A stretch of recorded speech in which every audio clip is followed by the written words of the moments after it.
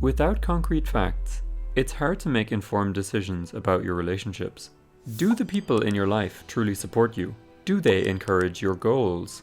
Do they celebrate your successes without resentment? Could a few even be harming you without you realizing it? The Harvard study of adult development, which has tracked people for over 80 years, found that close relationships, not money or fame, are what keep us happy and healthy. Loneliness, on the other hand, can damage your health as much as smoking 15 cigarettes a day. Today, we're going to look at the kinds of people you choose to keep close in your life and explore 1. Why it's important to analyze your social connections. 2. The benefits of doing so. And 3. How to actually do it. Before we talk about the benefits, it's important to understand our limitations to making and keeping friends. You have 3 primary limitations: time, opportunities, and energy. Time. You only have so many hours. On average, people have roughly 15 to 20 discretionary hours per week outside of work, family obligations, and essential tasks. Depending on your personality, you may invest just a few hours in your relationships per week.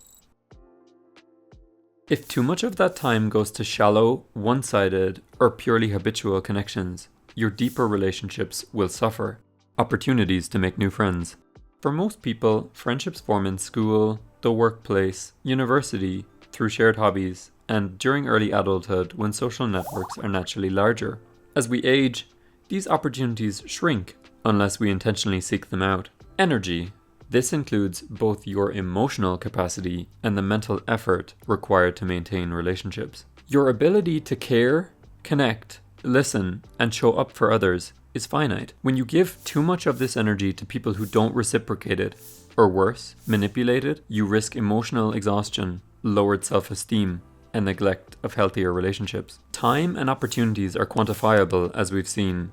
Energy, on the other hand, isn't as easily measured, but you can feel when it's running low. As such, we need to be intentional with the people we keep around us. Research suggests that antisocial personalities are more common than we think, and chances are, you know one or many such people. It may not be a concern if you know one narcissist, but if your closest 2 to 3 friends happen to be narcissists, you may have a problem.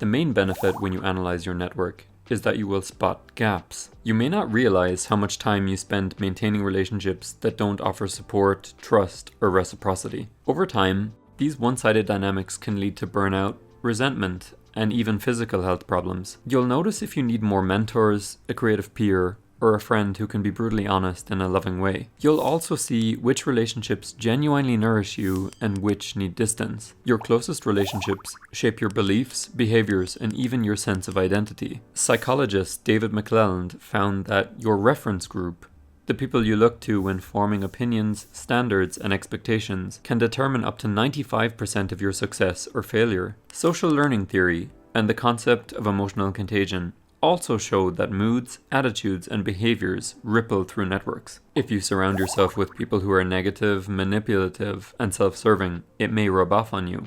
After taking a critical lens to your relationships, you'll be able to see where you can deepen meaningful bonds, set boundaries with draining people, avoid being pulled into unnecessary conflict or drama, and intentionally invest time in the relationships that matter most. If your relationships are shallow, you might identify how to put more time into strengthening your best connections. By being proactive, you can shape your connections over a long time horizon. This will allow you to gradually rebalance where your time and energy go, and to build the kinds of relationships you're missing. Noticing these gaps allows you to be more intentional with your time, boundaries, and emotional investments. Take out a sheet of paper. List the names of people you interact with.